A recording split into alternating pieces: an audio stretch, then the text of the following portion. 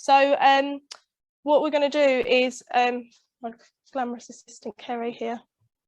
Do we need a bed sheet on it? Do we have a standard bed sheet or? We haven't brought any with us just in case someone wants to get on the bed. So sure, wipe it. No worries. We'll pretend there's a bed sheet on here then, on the bed, and I'll be kind enough to give you a pillow. So if you want to lay on here for me, that's well. Grab your pillow. Where do these, sorry guys, where do these clip onto? Do they just go on down there? Yeah. Cool. Thank you. I'll just grab that pillow from you, Dave, at first, that one. In fact, can I take this one first of all? It doesn't matter if it hasn't got a cover on it, it's fine. So I'm going to give you a nice comfy standard pillow to begin with. Is it? Okay, well, just wait a sec. So right, let's get some, so we're in a care home setting. We're going to get some complicated scenarios. So let's fire it at me, like clients you've got with certain presentations that you know that there've been issues with within a care home. I've got some if nobody comes up with some, but yeah, I'll take other people's ideas first. So 9 times out of 10, this is what I would see. My mum being care home for a period of time, myself with dementia. So crumpled up. So they've gone right down the bed, they're kyphotic, so they're quite curved. Like a fetal type in a ball, chins in chest, airways compromised. So just going to replicate this position, but then we want to look at the reasons why that person's presenting like that as well. So just a little bit of an understanding. Usually, not all care homes, I'm not saying everyone does this, but a lot of the time they'll use the back profile on the bed. They don't put the knee brake on. That obviously gravity will cause the person to slide down. When we've got somebody, as we said, a client with dementia, they sometimes lose where they are in space, so they go hunched into this type of position for reassurance, sensory feedback sort of thing. A lot of the times, if they're, so I don't want to block anyone out, if their pressure is compromised, they'll be put onto an airflow mattress as well. It was good to hear that yours obviously doesn't make like loud noises or a lot of movements, but a lot of the times they do, the ones within a care home. If somebody don't know where they are in space and something's unstable, again, straight away, it's going to cause somebody to go, their muscles to contract and them to go into like spasm or contraction, which end up having fixed contractures, which make personal care harder and moving and handling harder, and obviously distributing pressure and postural management. So ideally, we'd like in an ideal world, we'd have like a standardized thing to look at with clients first of all, as soon as they're in a care home, what kind of range they're in, making sure certain needs are met to avoid any kind of pressure issues or fixed contractures. So can you clamp your knees together, because that's usually something that we find. And if anyone comes over to handle you, hold them quite tight so that it's quite hard for somebody to maneuver their legs. Yeah. Imagine you're falling. It's the best thing to do. So just imagine that you're falling and you don't know where you are, so you're fixed. Again, your head quite down to your chin like that. That's it. Good. Profile up on the bed. Maybe not that low down, actually. We've got a little bit dramatic, but yeah, I know.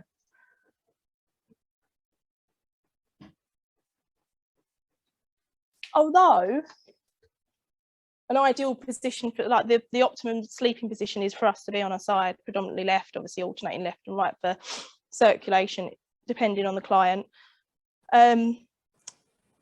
It's more of a comfortable thing to go on your side as well. So as Kerry is at the moment, what would be the first kind of thing that we would look at to try and, so from a moving and handling, if you guys want to get up and get involved as well, we want to look at how we would handle and move, we'll still call you Kerry here, into a more optimal position so that she's supported, and then the reasons why.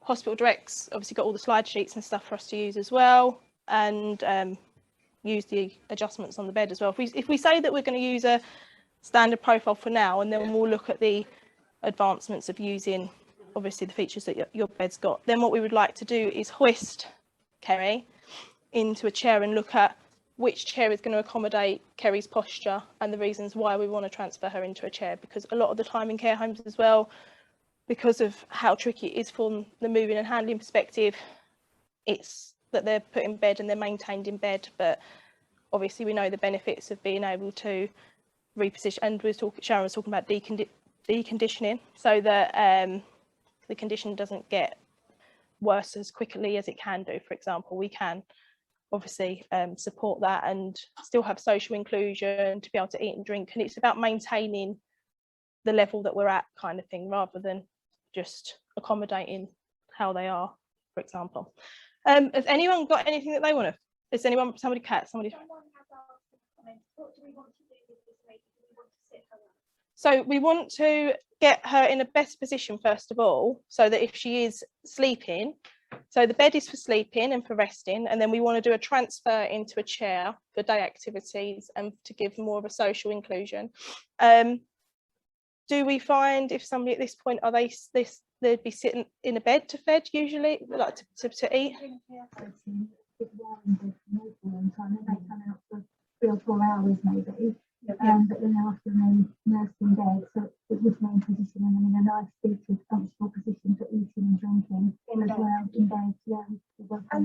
Is that just to reduce manual handling, or what's the reason behind to be able to eat and drink and be able to breathe properly, and it's obviously aspiration from a health perspective, really, to reduce pressure sores as well, because if you've got someone lying like that for 24 hours, they're likely to still get pressure sores. Of course, yeah. So why can we not transfer Kerry into a chair for eating in a setting? Why is it that we're having to keep them in bed? That's sort of... Yeah, but I think they may come out theory, but they're not out all day, so they wouldn't be out for breakfast and lunch. And that's purely due to staffing?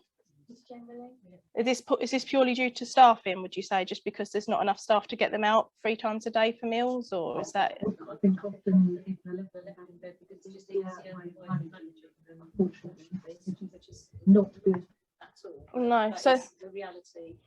This is kind of what I wanted to try and, I know it's been a bit controversial with what we're doing, but it's to try and say what the implications are of this lady staying in bed all day and only getting out of bed for 3 hours, which is what we're commonly seeing in care homes, and trying to make the thought process that it's not as difficult as it. I know that you obviously have even issues with hospitals, that if we know the right techniques and the ways of doing it, it can be a speedy process which is beneficial to the client, and it's not a matter of, oh, I don't have time, let's manage our clients better.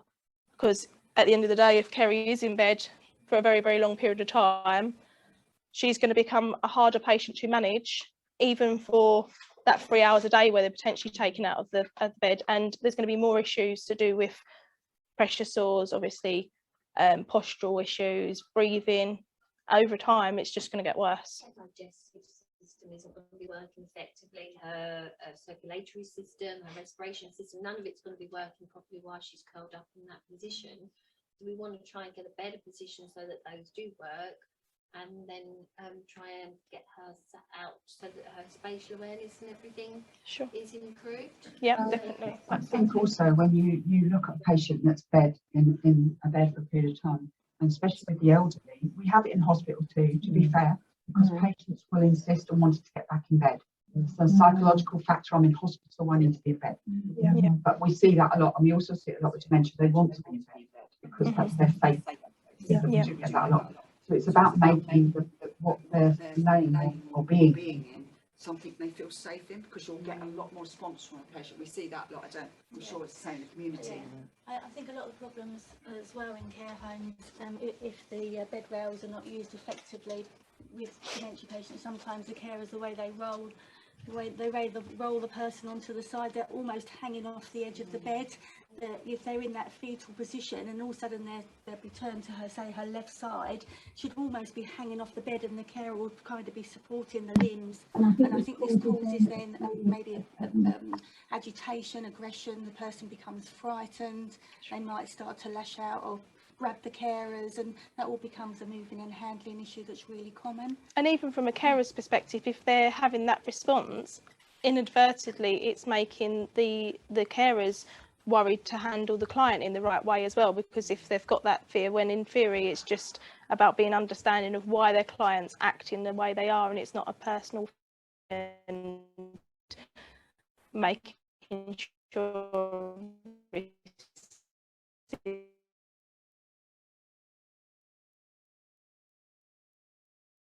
falling, and you see that quite a lot. But what we're not realising is when the patient's deconditioning, we're raising that risk of falls. So it's a vicious circle. So if we don't move the patient, they're going to fall. If we move the patient, they're going to fall. So it's about keep that patient moving, even if it's small movements. Keep that to improve muscle. With sleeps, my background's in postural management, and majority of the time I'd be called out to paediatrics because obviously it's a need. They're developing, their bone structure's changing. We can accommodate and even correct posture as a child, but it's kind of like as soon as you get to the age of 18, you have the opposite with people if they've got condition and they go the other way. But if we identify that need initially, then therefore there should be more obviously flexibility with the client and more support so that they're not ending up being in a position where it's a lot harder to manage. And just really simple things like within a care home setting, how to identify if a client's got a reduction of tone or whether they're going to have some kind of skeletal postural issues going forward. It's just about accommodating that and giving them the correct support, and obviously surfaces, products, moving and handling, they all compromise that as well. Just a quick one. Can we pass the pen right round because some people find it Can't hear. weird. Sure. And I've got a couple of online comments that I can just add. Do you want to? Yeah, sure. Yeah. So Nancy has said a huge wait, she said something before then. She said it's due to staffing numbers and staff ability plus availability of appropriate equipment on site. And she says a huge part of the problem is that we are only referred when the contractures and postural problems are very advanced and clients are in a lot of pain when handled. And Alan says, so totally agree. How could we get to these clients earlier? Did you have something to say as well? I was just going to say that a lot of people don't realise you can turn somebody totally in the bed without taking them anywhere near the edge. So sometimes it's just a technique. So hopefully we'll be able to share that one later on and practice it. Yeah, I just wanted to say I totally agree with the comments that were just said then. And I actually do think that we need to come into the 21st century and start working together, because manual handling and OTs and therapy, the therapy teams have already been always separated. Should not be like that. You know, we're all trying to do the same job. At the end of the day, manual handling is yes, around reduction of musculoskeletal disorders, but we should be focusing on them, and very much so as a national back exchange. That's where I sit. Look at now deconditioning, getting these patients moving, getting the right equipment. So working with our therapy teams, at the end of the day, they are the specialists in their field. Working with them, getting the right equipment and working with teams to improve patient care. And I think just as an understanding and acknowledgement of what is actually available and what's not, and even from a point like, I'm not going to stand here and say that you have to purchase everything. Even in a care home setting, I've gone and done postural management assessments and used things like towels and pillows rolled up, just to give, like, it costs nothing. It's just to give obviously a bit of support for somebody, and there is obviously low cost aids that can help keep the person more supported. And just to answer that question, why do we think that, because again, I can't remember what the lady's name was that said about that it's too far down the line. Literally 95% of the assessments that I done, they are Kero. They're like ideal situation. If not, sometimes obviously young adults, middle-aged adults with CP, I'd go in to obviously support that, and that usually would be once they've had quite a strong dose of like baclofen for muscle relaxation, to try and then get them into more of an optimal position to support them. So it's kind of still something that's addressed when it's a very, very high need, rather than mid like it is with children. Like children, it's straight away there's a slight risk that they could have skeletal issues, put them in a sleep system, or look at what surface they're laying on. Does anyone know like why the process isn't this with adults? Because surely the costs end up being more, rather than if there's a level of prevention. I know I'm being ideal, but I'm just trying to obviously put these questions out there for. I think a lot of it is around that it's not been recognised before, if I'm honest. I think we've always had patients that come in, we always do the manual handling, so we're making sure all the staff are trained on manual handling and now to use the slide sheets, but we've never actually joined the dots to actually make it all work. So therefore, not working as groups as we should, not understanding our patients' ability, not understanding. I know Sue, working for the Mental Health Care Trust, she's taught me so much around manual handling with what they need to do. So actually, there is a link to mental health with posture as well. Exactly. So it's actually understanding. And yeah, you could say it's never too late. I just think that a lot of our patients that are like this is because this is what we class as the norm. What we thought was the norm, but actually it isn't. That's what we've done, to be fair. It's also, I think about sort of integrating better, isn't it, with sort of our care home providers and care home staff, and sort of giving and providing really good moving and handling training on what techniques are available, and sort of setting that up at very early stages and making sure that they know how to use the equipment, and writing good handling plans and sort of monitoring that as well. And I think that there isn't the staff, there isn't the funding to provide the level of therapy that people need out in the community from my... Yeah, I've got quite an interesting question just on what you said, because you've just made me think. So who here is a moving and handling advisor? And who here has had moving and handling training? Well, I have in the past. Yeah. Very recently. Who here has had postural management training? One. So yeah, it's not, I know that it is a optional course for occupational therapy, is that correct? And even physio, it's not mandatory to learn, but the links in with things to do with spatial awareness, proprioceptual feedback, obviously somebody's mental health, etc. They all contribute, and the surface they're laying on. So having an understanding of pressure care, but who knows about tissue viability here and pressure care? But it's still, to be fair, so it shows that moving and handling from a training element is the number one thing, which is great. But then maybe moving and handling advisors have to have some understanding of postural management as well, and to look at, because somebody's moving and handling objectives are going to be different depending on what their abilities and their range are. So yeah, let's kind of put some of the theories in. You've got a couple of questions as well, sorry. I keep forgetting about them. Just getting into the mode, sorry. Okay, let's have a look.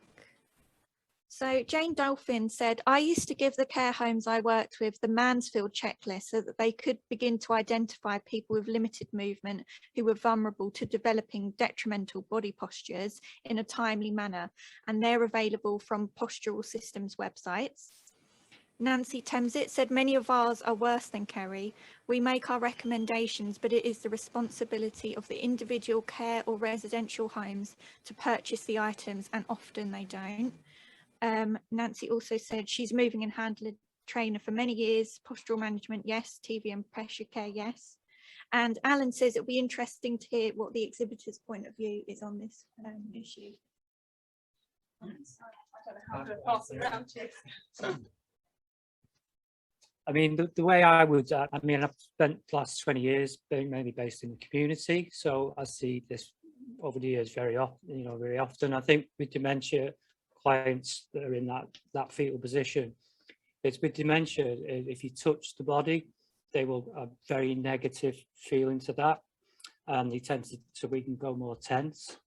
Can I just interject into that? So is it in the way that you touch the body? Because from my response, if they're unsteady and they're not supported, yes, there is a fearful thing. But if it's a proprioceptual feedback and a sensory issue where it's done in more of a therapeutic way, with weight pressure distribution and slowly manoeuvring the person in a nicer flow, rather than how some carers would like pull somebody when they're obviously, do you know what I mean? It's them not knowing. Yeah, I think from a sit to stand basis with someone with dementia, they will sit very far back in the chair, for example, and then you touch a lot of carers will come behind and try and bring them forward, because that's our natural action for standing up. The first thing we do is lean forward, where if someone with dementia touch, feels that touch, they will go backwards, and then you walk out the room, and then you stand up and walk away.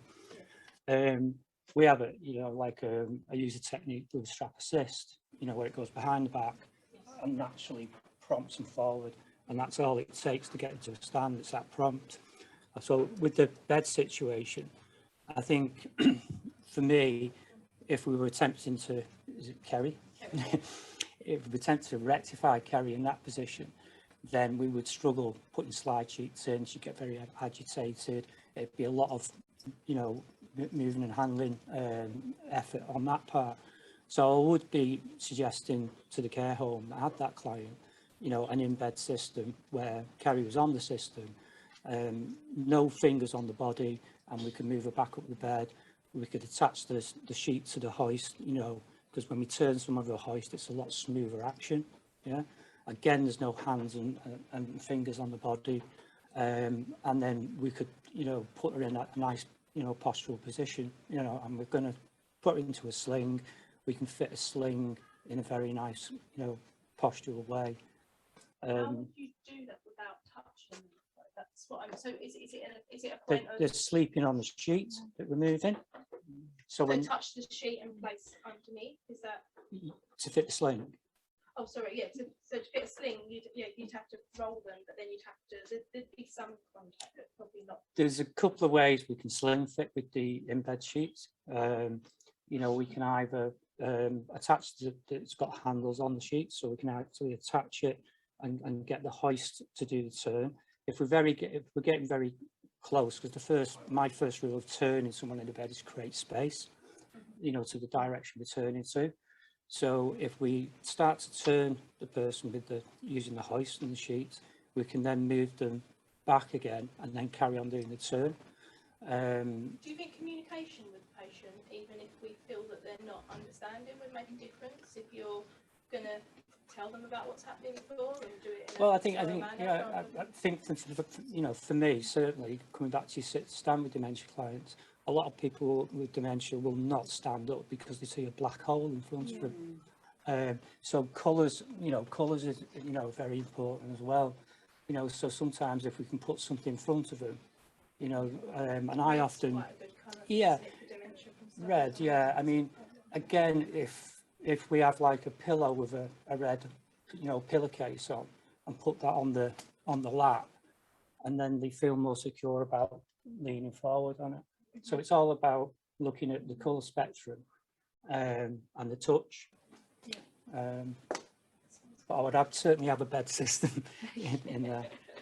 It's hopefully people actually have that and take the opportunity to get them kind of pieces to kit. But like we said, it's the responsibility of the care homes, but it's trying to get them to understand that having these things in place when a client needs it do in the long term save costs, and they can be reissued and reused as well. So like when we're talking about the amount of people that need to handle a client, if you've got somebody like Kerry that's was obviously uncomfortable because she's now sitting up and out of character, so yeah, we have obviously having Kerry dressed or personal care, anything like that is going to become a lot more of an effort and a lot harder as well. So obviously yeah, that's why a lot of people end up just staying in bed, don't they? Can I just say something? Obviously, echoing what Dave said, a lot of our care homes ask for the Wendylet sheet system, which is the bottom sheet, and then you get the top four-way slide. And we use the wrapping technique, so it's about maybe desensitizing that person to be moved, rather than avoiding it altogether. So using that wrapping technique, sometimes you find once the carers start to undress a person, they don't like being undressed, they don't like being exposed, but having that sheet wrapped over them makes them feel secure. You know, having the pillows either side of the head to make sure that their head's not sort of, you know, they're not having that feeling of not recognising where they are in space and that fear of falling. All of those techniques are really important within the moving and handling that makes so much difference to how that person's handled. And I had a client very similar circumstances, and the carers now are handling her so much easier. There's no anxiety, and we've also provided an Acora chair that she's sitting out in daily. So you can actually achieve it. I think that when you're that far down, then there's not any kind of level of reversal or improvement, when in theory there is. And the same with what you were saying about, I was going to ask if anyone's had any experience, because I know that there's studies to prove that obviously with things like autism, etc., that sensory feedback like weighted sheets or compression sheets work with that. Has anyone had any experience using them with dementia clients as well, like a compression sheet or some kind of weighted blanket or anything like that as well? I actually went on a course, a dementia course. It was run by the hospital actually, so dementia team, which was fantastic. And they put you in goggles and you went into a dark room and you actually experienced what it was like. Now, my mum suffered dementia. It made me cry at the end. because it made me feel how my mum would feel. And it was so frightening because people were pushing me to tell me I'd go for dinner, and somebody telling me I need to sit in the chair. So exactly what you said about touch, sit down, stand up, whatever. And it made me aggressive, to be fair, because I started lashing out to think, actually stop pushing me about. And when another member of staff then came over to me and put a blanket on me, so I still couldn't see, I was still sitting with these goggles on, but I felt safe because I had something on me. And, you know, ever since that day, it makes me feel like that, exactly with what you've just said about covering and comforting and wrapping. And it's, again, going back to that posture thing again, it's that touch, that stroke, that's someone speaking to them really makes a massive difference, because the minute you start getting that trust and that being safe, they start moving for you, and then you can do a lot more. It's when you get that angry side because this person's just come in and says, I want you to move up the bed, drags them up the bed 9 times out of 10 on a bed sheet. So all of those, and then we wonder why we've got no communication with that patient, and then that patient becomes more aggressive, so we leave them in the chair more, leave them in the bed more, because we haven't got the time, because we're too short staffed.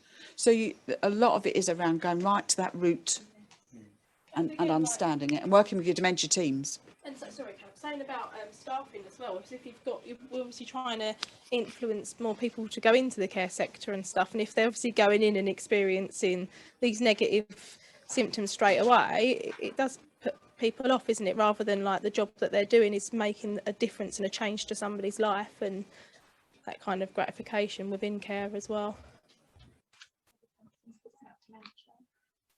Jo says, on one occasion, she has used a weighted blanket for a patient with dementia. He was very, very agitated and standing and falling often. The feedback from a weighted blanket seemed to settle him a little, but it needs close supervision of an OT or TI or an assigned carer. Sensory integration, do a very good one-day older adults with sensory needs day. Really interesting info regarding weighted blankets. Right. If is it Jo, did you say? Yeah, Jo. Jo, can you send us some information or a link of that? Just because obviously we don't have the facility to do it now, but we'll share that with people that have attended as well. It sounds really interesting. Thank you. So I want to do a bit of hands-on stuff now, really. Like, it's great, obviously, us talking about stuff. Has anyone else got anything that they want to say before? No. Okay, so right, let's look at getting Kerry into a better position, and let's maybe put Dave's theory into place about not being too hands-on with a client, and we're going to try and get her into a position for eating then in the bed and look at this. So I guess everyone get up, come join in please. I'm going to overview and look and join in.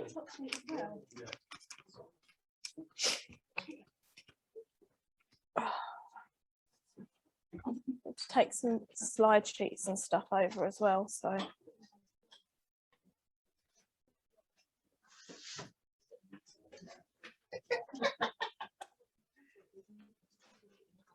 one thing I would like to say, and we will address this a bit more, but obviously SUMED's new heel pads as well was something that was really of interest. With am I still on sound? Okay. So one thing that's always, and from my experience, never looked at is, so it's looked at for tissue viability, but not for support, is heel pressure. And it's always about, let's elevate the heels. If they're elevated, then there's no pressure.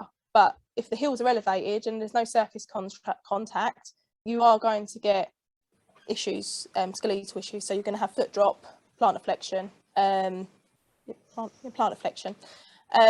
And then what happens there is they either have severe pressure where they're trying, again, it's that searching for a space and that contact, toes will be bent over and potentially touching, or the other way, they dig the heels in. So looking at, just going to take your product, yeah. Looking at obviously something like this, which will obviously gives pressure relief. Do you do anything for the front, or can you make ones that support the front as well? If there's, might be an idea, but at some point, it depends on how many people, but just some heel pads, standard heel pads, but potentially making sure that there is support underneath the pressure relief from the heel pad as well is something that's key to look at. So we'll have a look at that with Kerry as well. Could you raise your toes as well? That's it. Thank you. Like it. Right. So have we got? So what's the ideas then, people? What do we want to do? Like from a point of what sheet should we put in, or should we? Dave want to show his sheet first of all The Simba sheet. repositioning? Should we put that in? I've got these already on the bed. But what if we don't have them on the bed? We want to assess somebody. So yeah. Fit those for other patients on the bed. Yeah, but we're struggling a lot more. We want to struggle. Oh, we're saying for times. Yeah, we want to struggle. We want to see what it's like to put them in. So let's try and do it. We probably we can't do it, but it wouldn't be a realistic scenario with it. Yeah. see when I did sleep system assessments, it was that scenario. They were in the bed. I got there. We've come here for an assessment or a demo. I want to try this on my client. They're not going to hoist the client. They want to put it in. That's eight out of 10 assessments. I'd have to put a sheet in. Put it in. Yeah, put it in.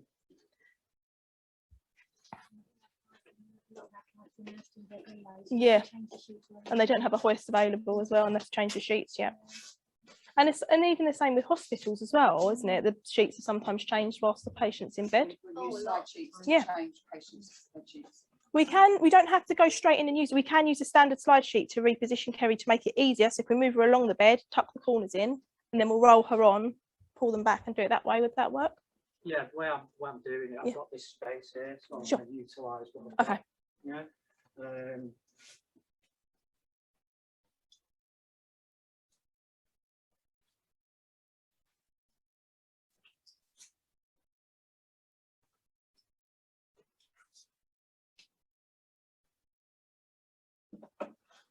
This also promote a single-handed care, or would we have? Yeah, it would. Yeah. So if you've got somebody that's, for example, this you have clients like this at home as well, especially if they've been discharged from hospital and they're a dementia client on palliative care and end of life, they still obviously need their bed sheets and something like this being put in position by a carer at home or carers that are going in as well.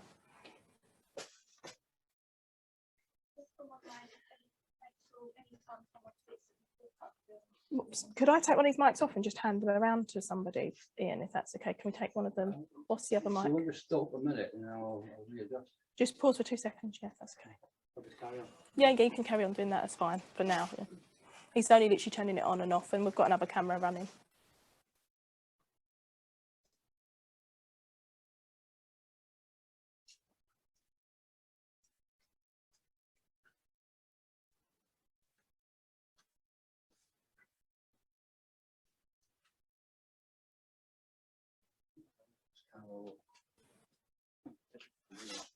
I just meant take another mic off, so you've got 2 mics attached, so I can just pass the mic around. That's what I meant. Sorry, I didn't mean do another camera. Sorry, Ian. I haven't been very clear. Which one is it? This you've got attached at the moment. So if we take that off, and just a handheld mic's fine. I have to hold a lapel.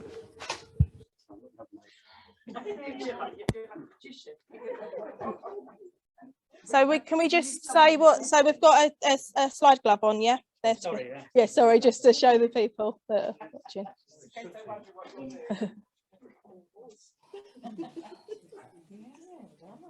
You've got too much lifting that way. Yeah. So. No, you're not pressing down on it. You haven't got that. Yeah, I was going to say we should obviously, that's one of the first thing we should look at is putting the bed higher so we reduce back strain as well.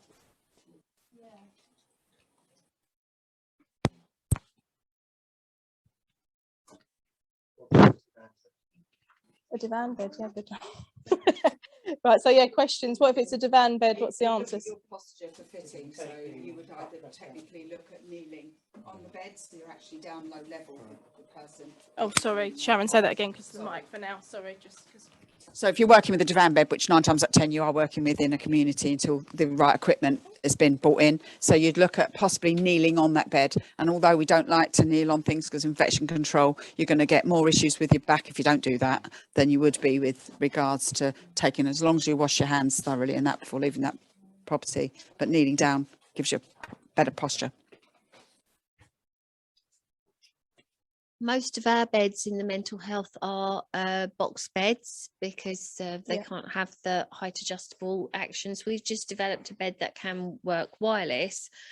However, I wouldn't think twice about making sure what I was wearing was suitable so that I could kneel down on the carpet, or as Sharon said, put one knee on the edge of the bed if I had to. But of course, then there's balance issues for some people. I've not got great balance. So being on two knees for me is better than just being on the one. So it looks really ridiculous when the moving and handling person falls over. I bet that's happened before as well. Does anyone else want to take, Dave, do you want to take the mic just whilst you're talking about, so you can kind of talk through what you're doing? Oh, not hold it, clip it on. Sorry if I just clip it on to you so you can say apologies. I need like hundreds of mics here, so.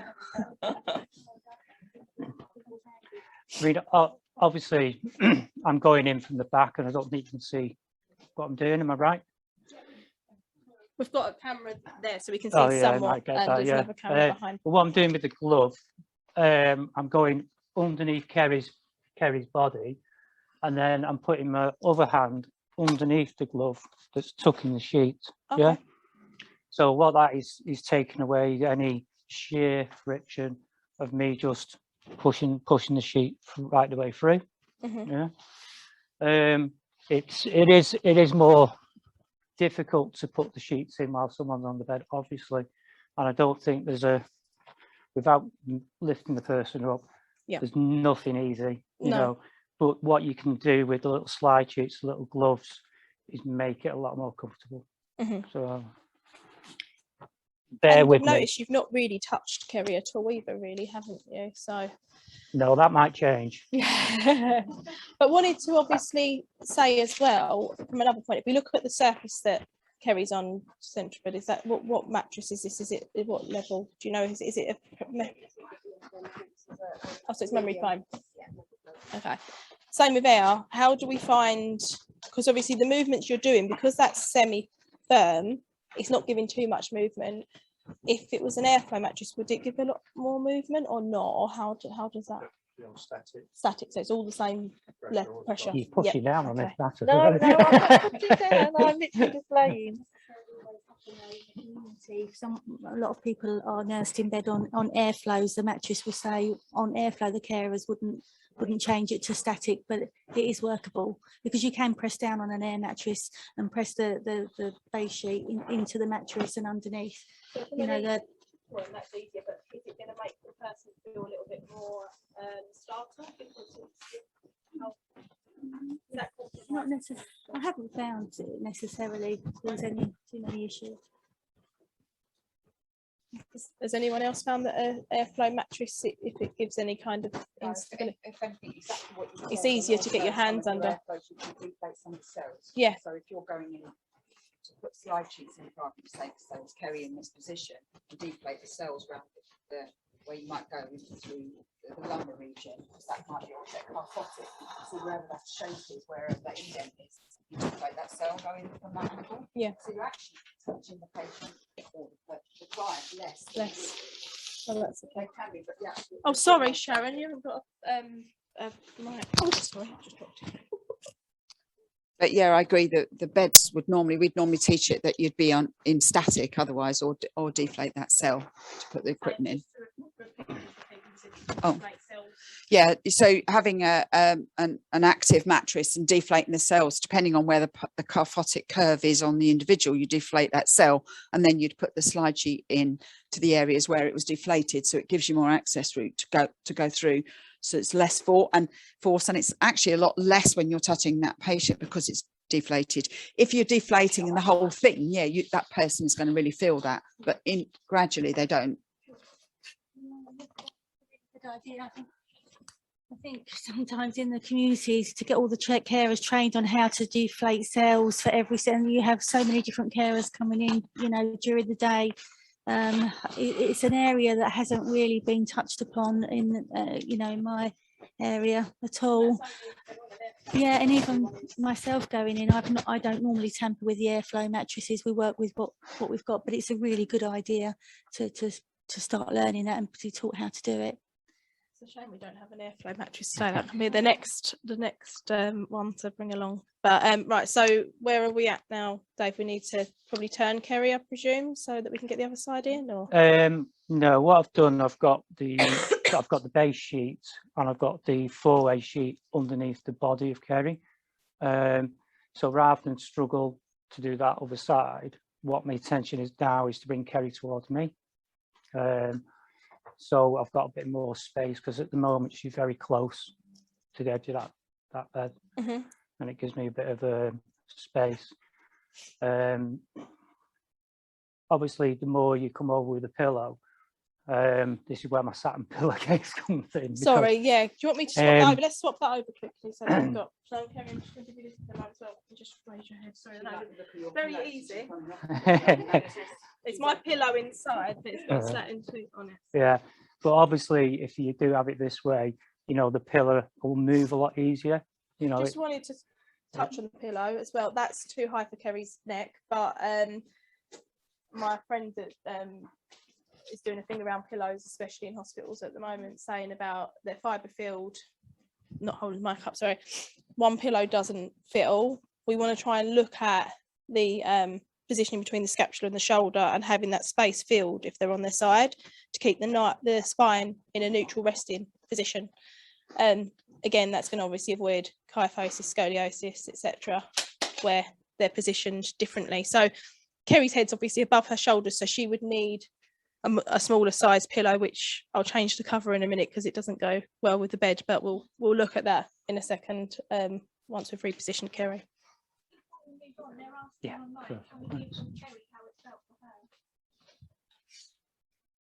When I was having the sheep under me, I did feel like I was being pulled and pushed a bit, but at the end of the day, I suppose that's the only way to do it. Do you think you prefer to be moved like that or hoisted if you were an elderly person? I think as an elderly person, no, this is the best way. Because you've still got the comfort of the bed there and you're not being hoisted up, do you think? But I suppose you've got to move and handle to put the hoist on as well. Yeah, the idea of being hoisted, I think, would be more frightening. This way, as long as you're spoken to, and I understand that Dave couldn't speak to me while he was doing it for demonstration purposes, but I think if someone spoke to me more and told me what was happening, rather than just being prodded and moved, that you don't know what's going on. Sure. Yeah. So anyone else got anything that they want to comment on? Or I think possibly as well, as Dave said, it is about actually having the system already in place, and Dave's trying to fit it now with the patient on the bed. So we could have looked at possibly putting 2 slide sheets in, so unfolding it completely underneath the patient and then putting that in between the 2 systems, so we're minimizing the amount of tucking, pulling, pushing. We just put him on the spot and went, right, put it in and sort it out. And if a little bit of a magician going on here, and I think he's done really, really well with it, because I probably would have struggled. So I think, yeah, we could have eliminated and reduced the amount of movement that we were using.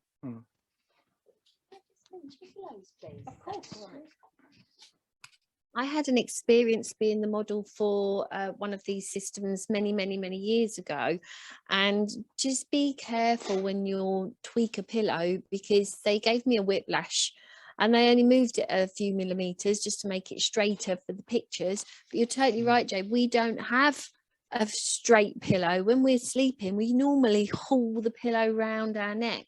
So when I'm doing that, my movement and handling teaching, and we're turning people, I always position the pillow first so that it's kind of going slightly at an angle around that neck before you even start the move, because A, it helps to aid the move, and B, it's the patient's supported. There's nothing worse than your neck hanging, being a little bridge between your shoulder and your pillow being somewhere around the top of the crown of your head. So pillow positioning is really important. Yeah, the little glove again is good. Is good for that. You know, it's just bring it down, and then you've got that there. So everyone should have a little glove. So with these type of sheets, it's a nice soft poly cotton. They're all pressure mat, so we no problem about people sleeping on them. But they are used differently to a normal slide sheet. Like for example, if carers using the nylon type slide sheets, they'll tend to do that push and the lift. You see a lot of carers will start to lift the body. Yeah. When you're working with these sheets, it's all about keeping the sheets together. Like you imagine a stone skimming across water. You know, you're keeping it really flat. you don't want to be lifting. Once we've got that sheet in, we'll get somebody to have a go, and then you tell them how, Yeah. how So well if they've done. if you gather some of the sheets by the shoulder and the hip area, and if your leg is offset, and you can't see my legs from there, can they're offset. Yeah. They're offset. Yeah. Now, if they're offset and you keep a straight arm, yeah. So you rather than using your upper body arm strength, yeah, you're using your body weight. So offset leg, straight arm, and then it's just a lean back. Yeah. If I had someone that was larger, again, I could just do small motions, you know, going, and then just that straight arm and using your body weight to lean back. And you can use, I've got ones as well, there is, and the system similar that can be attached to a hoist if you did then want to use a hoist system, if there was one available, and then that takes the complete. Yeah, this has got the, you've got the loops on, yeah. handles on, yeah. So you can attach it to a hoist. I think that's probably what some people do, because they see it on a hoist and it's the lift motion. It maybe gives you that kind of thing that you're meant to lift as well. But like you said, if you're doing it manually with your hand, you can pull it and not lift it. Yeah, yeah. If anyone's got arthritic fingers, you know, or sore hands, maybe gripping the sheet like that might be too much. So you can always get a tennis ball, you know, and put a tennis ball over the sheet, you know, and hold the tennis ball. Then your grip is not as tight. So it's just little things like, you know, tennis ball, B&Ms, you know, 10 for, you know. It can, as long as it's got the spreader bar. Yeah. Yeah. It's a loop, not a clip. So yeah. So yeah, it just hooks over like a sling loop. Yeah. And you would attach it if for attaching with using a hoist. I would say 9 times out of 10, if you put a spreader bar next to a body, if you hook the one that's lining up with the shoulder, because we usually look there, if you follow the spreader bar down to the next hook on the spreader bar, there's usually 2 like that, it will 9 times out of 10 it will line up. This will line up with the hip. You know, if you put it spreader bar side onto a body. Sure. So you, even though there's 7 handles, you're going to miss some of the handles in between. Sure. But you know you're covering the hip and the shoulder, which is the main point. If you've got someone with heavy legs, then what I would do, I would attach the remaining hooks, the loops, onto the end spreader. Help bring the legs and the thighs over. That's good. Alternative, and this is a 3/4 sheet. We do a full length sheet with handles, and we do the wide ones of handles for the 4-foot beds. Sure. For me, I think for someone like Kerry that's in this fetal position, I'd probably be using a wider sheet, the one for the 4-foot bed, because the fetal position there with the knee, I'm going to need a lot more sheet, you know, to bring that knee over. It'll still work, but it'll probably be more manageable with a wider sheet, which we do. Yeah, definitely.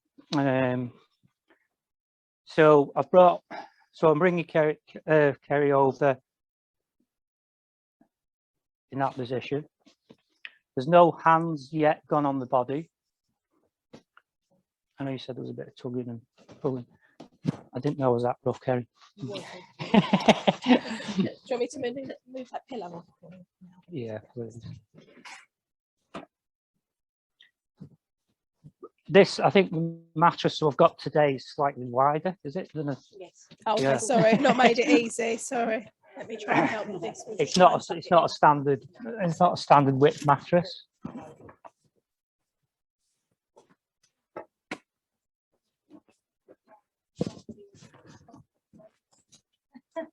Yeah. Now, yeah, that would be.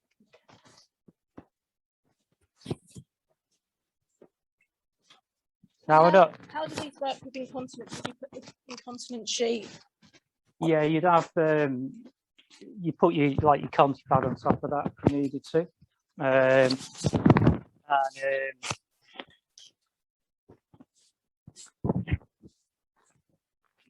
But they're all machine washable up to 90 degrees. But I think if you start going into the area of incontinence, then it's a whole new world of bed systems, and managing that. What this is good for is people that are stuck in that position at any one time. Is if you just come to the hip area and just tweak, they'll feel a lot more comfortable. Because what you're doing, you're shifting that pressure. It's about it helps to correct the posture as well. It does, that's hip alignment, or even at the shoulder, just those little called micro movements that will feeling better already. So if we wanted to put some level of support in for Kerry, say, because naturally over a period of time she's going to bring her knees back up towards, so if we wanted to maybe put something in to give a bit of support in front, how easy is there? So does it stop? Would it be best to lay it underneath or on top? Or? I mean, the good thing about having the fitted sheets, and there is a world out there that say you can't put fitted sheets on dynamic mattresses, for example. It's old wives' tale. It's Can I ask you, what do you use allowed fitted sheets on your mattresses, or how do I can answer that question before, actually.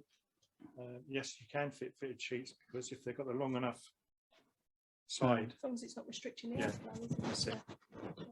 Yeah, I mean, most modern dynamic mattresses are about a 5-inch cell. And they're not how they used to be, whereas they've got them embedded within the foam usually, and not. You may get some low air loss mattresses that are very like an 8-inch cell, but we do a deeper fitted sheet. And they do have slits in the bottom. Sure. For the air pipe, to come through. Yeah. And I agree that what we were saying before, they should go on static mode before we do any moving and handling. Most pumps these days all have a static mode, goes on for 10 minutes, then automatically kicks back into alternating. Okay. So it gives you that time. Does yours do that as well? Yeah. He said that most have a static mode, and then after 10 minutes or so it will go back into. Yeah, a static mode that goes on for an hour, then reverts back to the last setting. So that's quite good for an assessment, because they usually last around. And we also do a nursing mode, which goes on for half an hour, and then returns to the alternating position it was set before. Right. Okay, that's good. And is it like a press of a button or something? Press of a button. Okay, that's cool. Yeah. So the way, if I wanted to keep Kerry in this fetal position, just move her up the bed. Can I ask you to do the controls? Thank you. Sorry, they dropped off as we moved the sheet in. Apologies. We would want a bedside on, I presume, as well, wouldn't we, with doing this, or not? I would have probably have one that because Kerry was so far over that way. I would probably have suggested. With bedsides as well, do we need to look into do we have to address dolls and stuff with bedsides, or not? What's the rules around? It depends on patient condition. Yeah. It depends on why you're using them and how you're using them. You're allowed to use them for moving and handling, but they're not allowed to be on as a restraint, or something like that, isn't it? So, or is it for safety? Depending on the bed you've got, determine whether you can use I don't know if we can hear you, sorry. Depending on what you're doing, depending on patient condition, would determine on dolls. So if you was using for restraint, that's not right. If you've got a patient who's prone to falls anyway, they shouldn't be on a bed with the side rails up, full stop, because they're going to be climbing over it and increase that risk of falls. So you want to drop that even lower. With regards to manual handling, some beds, I've seen staff using side rails as manual handling aids, getting the patients to pull on them and roll over, and there are some bed rails that will fall off and the patient will end up on the floor, so you shouldn't be doing that either. So you really do need to know the equipment that you're working with. And so, and if I'm honest, on a personal thing, I hate the things, because I do actually think 9 times out of 10, the minute you stick a bedside rail up over there, if you've got a confused patient there, the minute you start to move them, they grab it. And before you know it, you can't move them because they're holding onto the bedside rail. So sometimes, depending, like, as you said earlier, how many depending on your patient condition, would determine the staff. Single care handling is fantastic. I think it's a good way to go. We're trying to encourage it a little bit more on the wards in some cases.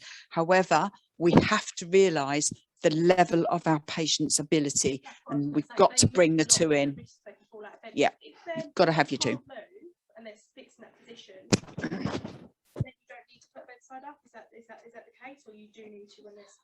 I think you've got to do an individual Assessment, yeah. on that person's needs. And I mean, the example I had with a lady very similar to this scenario is that particularly if you're using Wendy-let sheets, now if the carers don't tuck the top sheet in appropriately, she may have a tendency to start to sort of bring just one leg out to the side, or she, you know, she may start, she could slide, she could, yeah, she could slide off.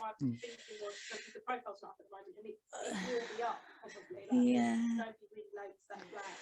So to reduce the risk, sometimes what I suggest, if there are bed rails, sometimes, you know, just sometimes have the top end up. So when that person's being rolled over to their side, there is some comfort to them that they're not going to fall off the edge anyway. And it's a barrier, because sometimes the carer themselves or the person ends up being a bodily barrier, and then the person ends up grabbing hold of that, the carer, rather than if you just had the top end up, they've just got that barrier, and the person can just gently place their hand on the side, which gives a feeling of security and safety. Yeah. From central Care perspective as well, when you issue your beds, would you say that most of your beds have bedsides on them or not? They do, yeah. And we obviously do the padded bumpers, and we do mesh bumpers as well. And yeah, obviously is that issued, would you say, mostly as a comfort response to clients to feel secure, or what? I think it's more just the safety side. Sorry. Yeah, I believe it's more for the safety side, rather for Has anyone commented on? Yeah, we've got some comments online. Okay.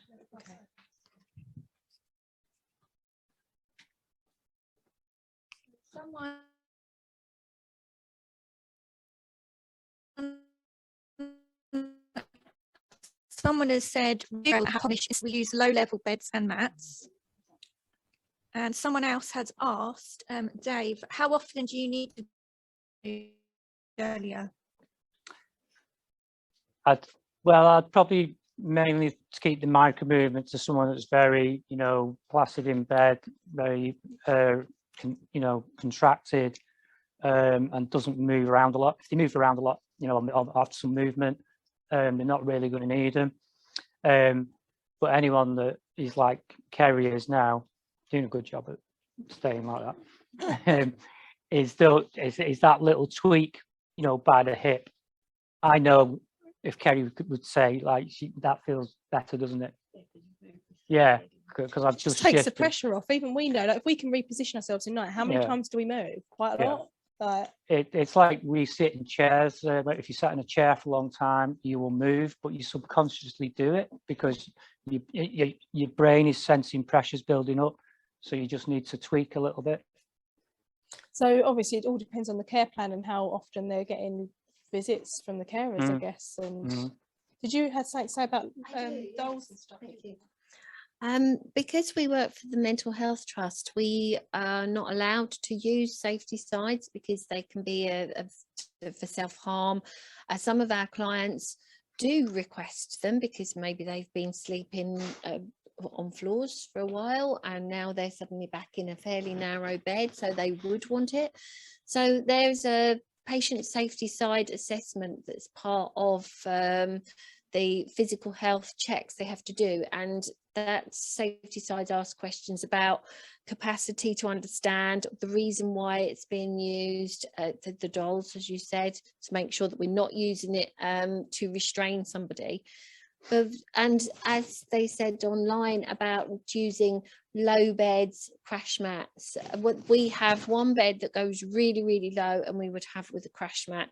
So we would just take the bed up to the height we'd need to, and we maybe have a carer stand close so that the client can see, but wouldn't actually be touching or close enough to be used as a human safety side.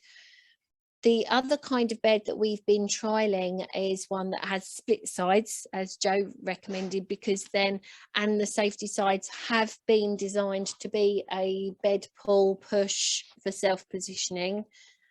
And all of those pieces of equipment would have to go into the patient's care plan. So very much, as you said, patient-centered approach first, environment approach, and then we do have access to the in-bed systems, because it means that our patient, if they can't move themselves, we can do those little micro tweaks. That's very easy, very quick, and doesn't disturb the client too often. So I'm really proud that in mental health we are going through all of these things that you're suggesting, so we're obviously going on the right track. So thank you for all the suggestions. Yeah, can I just add something really quickly? So I was just going to mention a call, because we are going to go through seating in a minute. I just, you obviously offer a low bed as well. Would you say that you predominantly offer them into, like, what settings usually do you? Yeah, so we have a profiling bed that goes to the floor.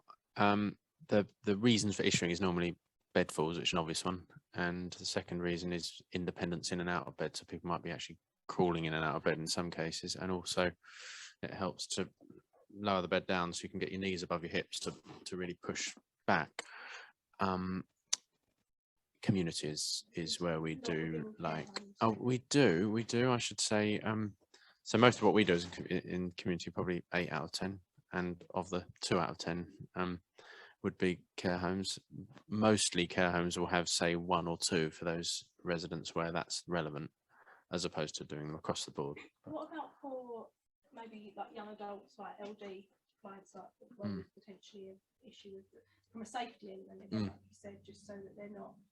Do you use low beds ever for people that as well, like within the mental health settings? Both of the beds that we have worked with, stand close to. Both of the beds that we have been working with are almost floor beds, so they both sit right on the floor when they're at their lowest level. The aim is that we will get 50-50, so that half of the beds have no safety sides, no anchor points, so it would work wireless, and the other half would be, we're calling it our anti-falls bed, and the idea would be so that people can get up easily, as Sharon was suggesting, for independence of movement, and to maintain that personal and to regain strength, so that we could then go back out to our own home and maybe a more normal bed for, so we get those, so get that muscle tone back and that spatial awareness back. So that's the plan. We now just have to buy those beds. We've done all the trialing, and the physical health, tissue viability, everybody is on the same page. We've now just got to get the funding and replace about 76 beds with a lock-in hybrid mattress, and then we will have, it just depends on your patient, they either go in that bedroom or that bedroom, and then you either switch the dynamics of the mattress on or you keep it locked up away. So it means that we won't have problems with access to equipment if all the bedrooms are already fitted with equipment that will work for any patient that went in there. So I suppose really we'd say that we're taking our bedrooms more to a needs-led service, rather than this bedroom's got to be anti-ligature, this bedroom's got to be for somebody that's is a high risk of falls. So that's where we're going with it. So half of the beds will have safety sides, split sides, and the other half of the beds won't have anything. So can I just mention something about community low beds? Is some of the issues that we have had recently, what's been going on for quite some time. If the person's already been issued with a low bed, and their physical needs then deteriorate, and they start to need more care on the bed, more moving and handling, is sometimes the bed then don't come up to as high a height as a standard profiling hospital bed. And then we get lots of complaints. Yeah, get lots of complaints that the carers are then developing back pain. So we have to then change the low beds for standard height beds. But I think that, you know, Corey, you've changed. Yeah, on the floor bed, Joe was actually one of the first people we showed the bed to, and the first thing you said was, doesn't go high enough. So we have a second version that goes from 7, which is basically the floor, up to 80. That's mattress platform. So that should give you sufficient height. Say Oh, sorry. Can I just sort of say, yeah, I totally understand that. And this is going back to what I said earlier on when I did introduction about standardization. So there's an awful lot of equipment that we have out there, but there's also a lot of the same things that we're doing. So whether it be a care home setting, whether it be a hospital setting, whether it be someone's home, you know, if we get the equipment right, so we should be looking at, and as Sue said, we should be looking at individual people. We should be looking at the care-centered approach. However, we should be looking at equipment as in the standard way. So if it's going low enough, yeah, what height it's coming up at, how is it being moved? Is it a split side? Is it a full side? There's room for both because there are those needs. We have gone over to in our trust split cot sides. Bed goes quite low, it profiles really easy with one single button, and it's quite easy to use. So we're getting some good feedback on that. Low beds, we've had to do a lot of work around that, and we think we're now getting that right, and so we're trying to roll that out.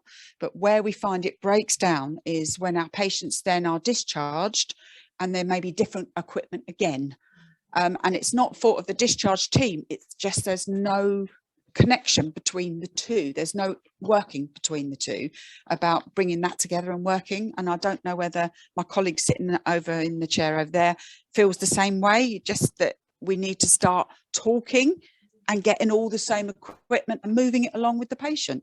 Well, not even so much about having the same equipment, but an understanding of what is available from a discharge perspective, like community perspective in comparison to hospital. And that's something we would like to look at later on. So talking about the transition between, even from a moving and handling element, that if somebody's used to using two single like flat sheets on a bed and then using a in-bed system, what the approach would be to make sure that there's no deconditioning of the client and they're not back in hospital. So that's kind of just looking at, and I know it is an issue for so adult social care, because like your guys told us at the last OT event that they really want to work more so with the hospital moving and handling team to get an understanding of what the process is. So yeah, it's obviously great to have the opportunity to look at it from both sides. When we talked about deconditioning, Dave was doing such a fantastic job there. Just those small movements make a massive difference because you're moving the body. So it might only be a tiny bit, you're still moving. Where this patient had laid for hours not doing anything, these small little movements of getting them into the centre bed, even though they may be still kyphotic and curved over, we're still moving them. We haven't just left them. So that's improvement.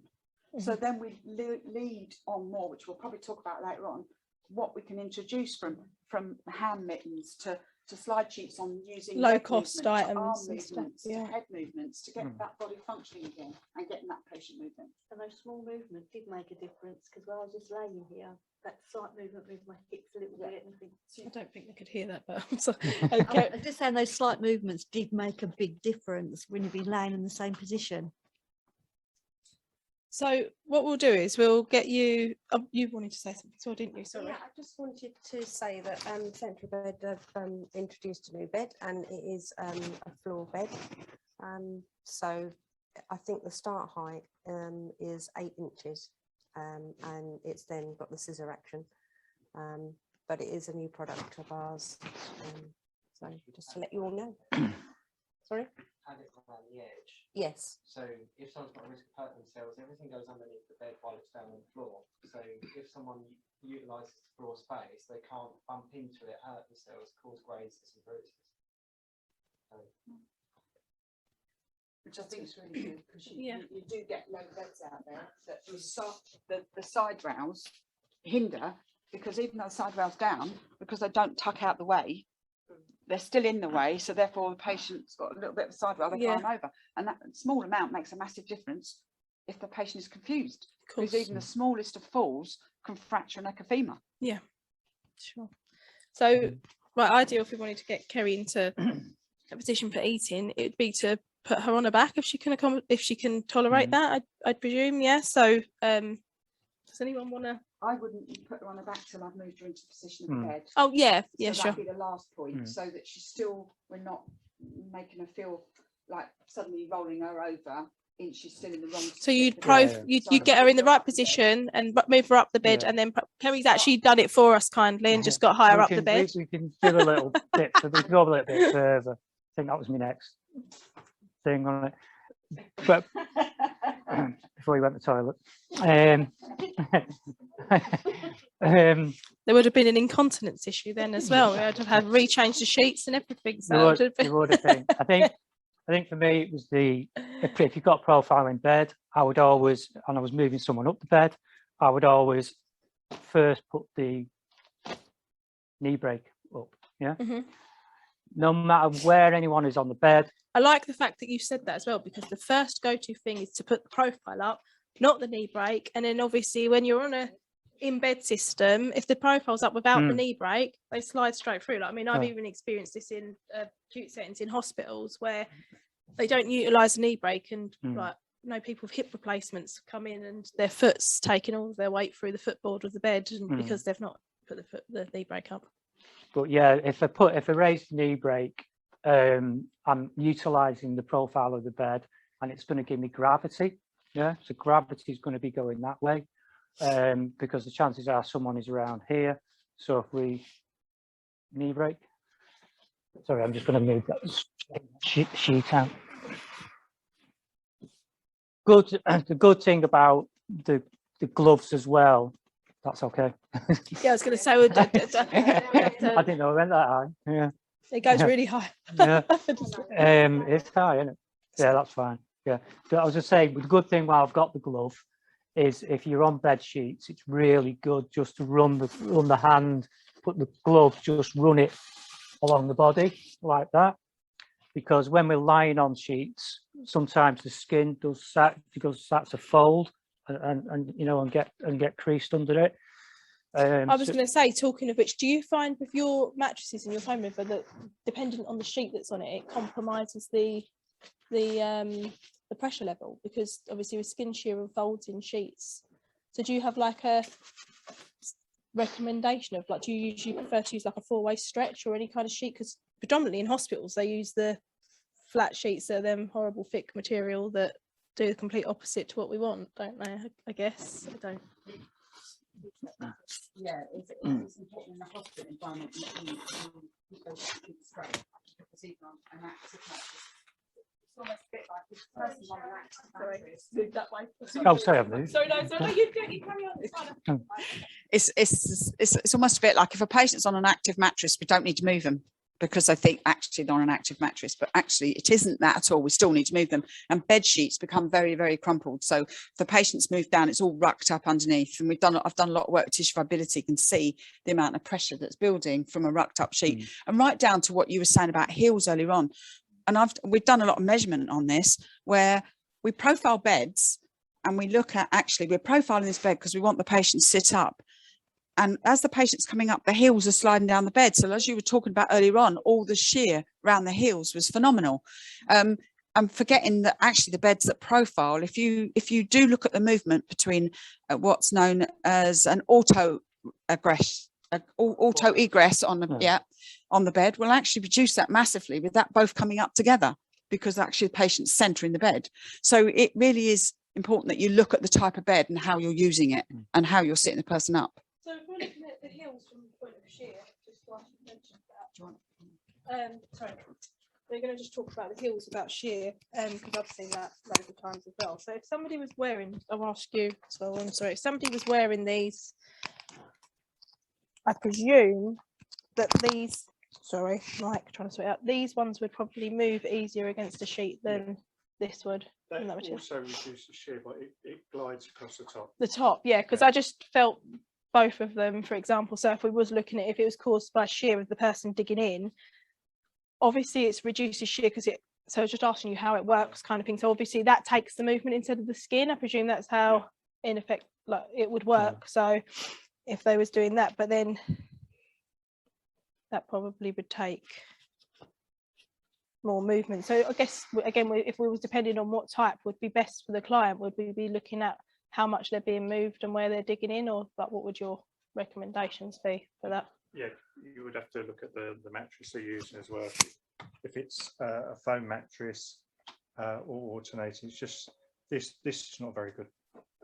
We'll put it on it's not flat, it, but it's I've got a fresh one there. Okay. But yeah, this reduces shear friction.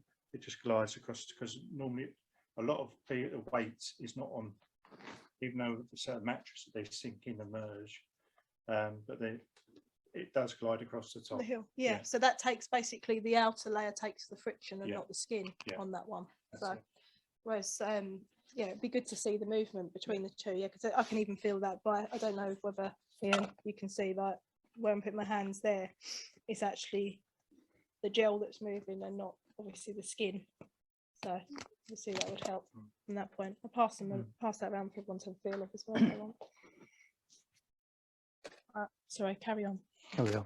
We're going a bit further up the bed. So we put the knee brake up, so we've got a bit of gravity going that way.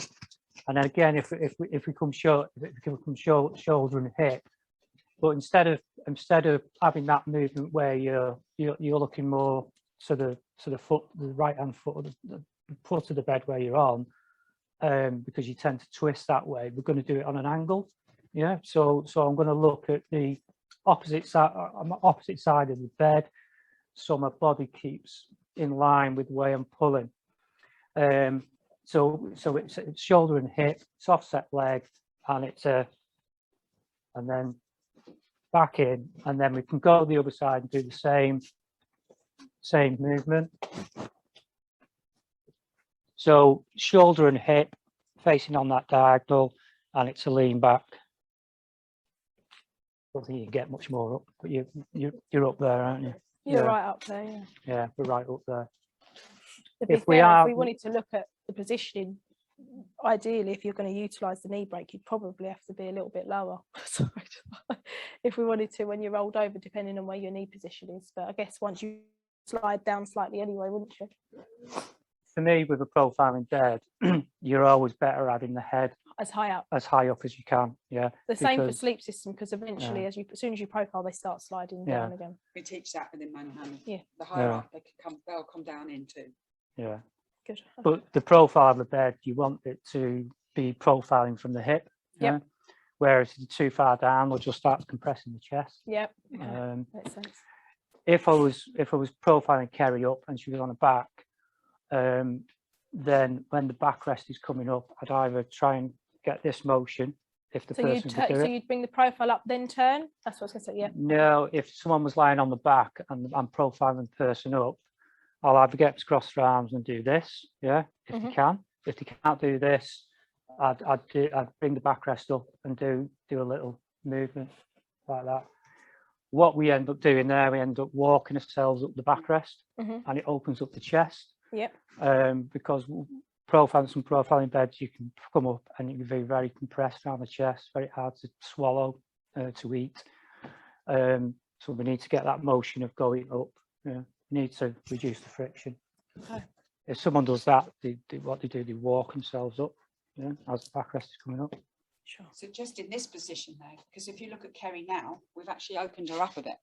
Yeah. So yeah. just by that movement and raising, and although she probably hasn't noticed it herself, but we've actually opened her. So Yeah. which would I think Kerry's probably eased herself into a bit more of a comfortable position for her we as well. naturally do, yeah, but we naturally do that it as don't we? well. Yeah. Yeah. But obviously, if somebody with the client type that we're talking about probably wouldn't have gone as neutral as Kerry, but yes, there would be obviously an improvement. But yeah, Micro movements have helped. Mm. Yeah.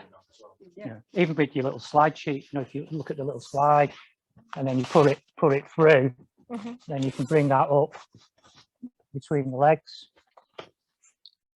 like so. Bring it down to the foot.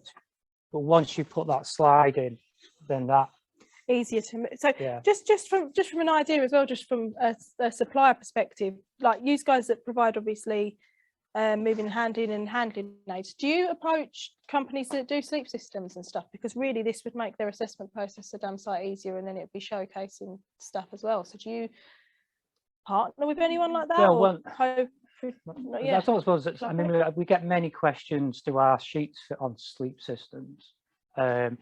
But one of the reasons why I asked for the small wedge, you know, the small wedge I had before, Yeah.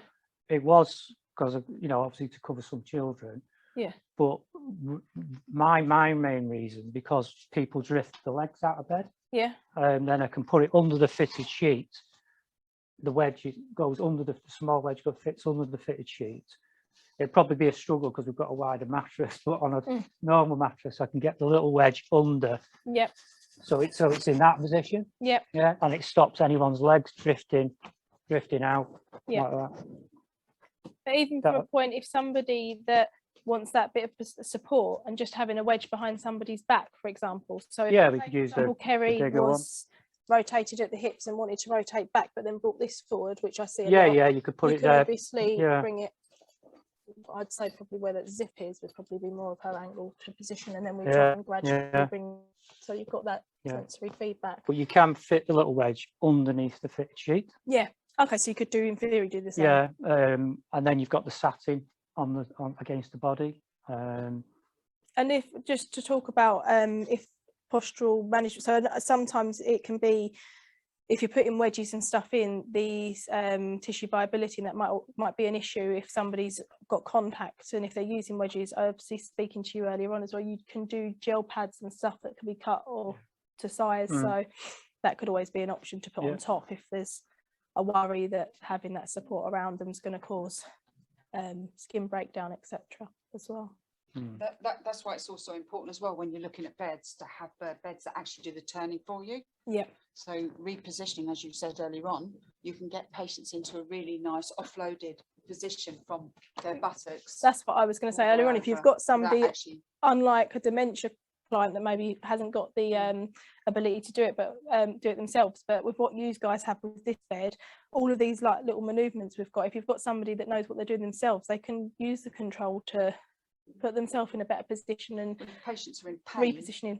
Patients that have a lot of pain can't tolerate any hand rolling or any touching, because the minute, as probably people would agree, the minute you start to do that, they clench. So we always try to get the pain under control, which could be days, and therefore that 3 days deconditioning makes a massive difference.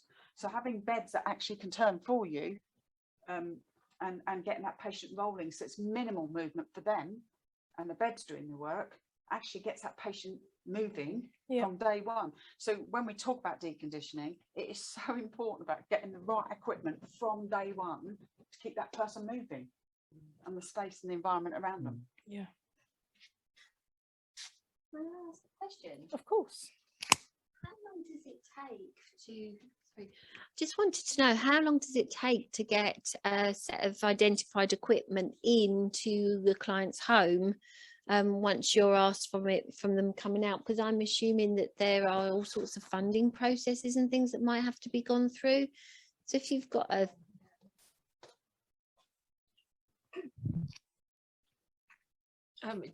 It depends entirely on the equipment that you're ordering, of course, because there's a catalogue of equipment, as you know, from the RS catalogue.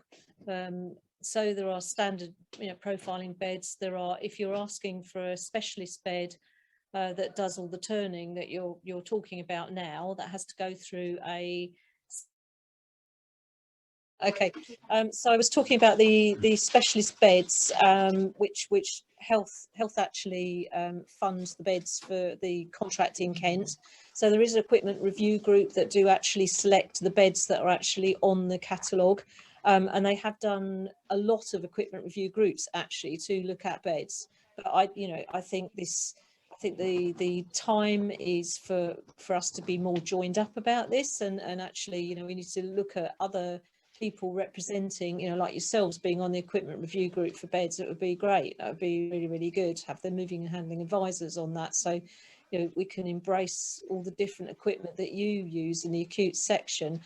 We haven't had we have tried to join up with people over the years, and it's just been really difficult. It's been a real uphill struggle, and it does concern me hugely in Kent, because I think we've got, different suppliers for the acute in hospital beds from the community, which just is a bit of a nonsense really. So it's time to do some work about that. But deliveries, the standard delivery for beds into communities 5 days, which means you need to start discharge planning the minute that person walks in to wherever they're going, and then that is free. That is actually free to us within the package of that equipment delivery. If you need your equipment on a quicker turnaround because you're supporting an urgent discharge, or there's a carer breakdown situation or a crisis going on, then we have a next day and a same day delivery option, which does attract a percentage increase in the cost because of the increased speed that's being delivered on.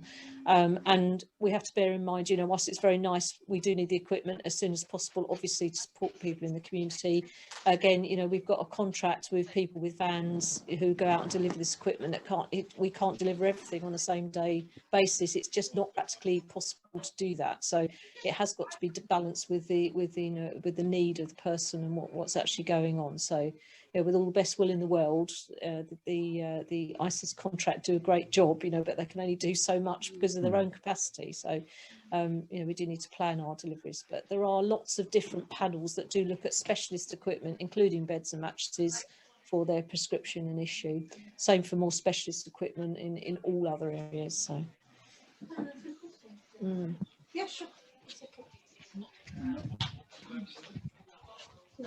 Just briefly, we've had quite a few scenarios where we've worked with continuing healthcare for palliative clients, particularly with bony metastases and spinal metastases, and it's been really difficult moving and handling them because of the pain, you know, just general severe pain on movement. So a bed that turns the person would be ideal.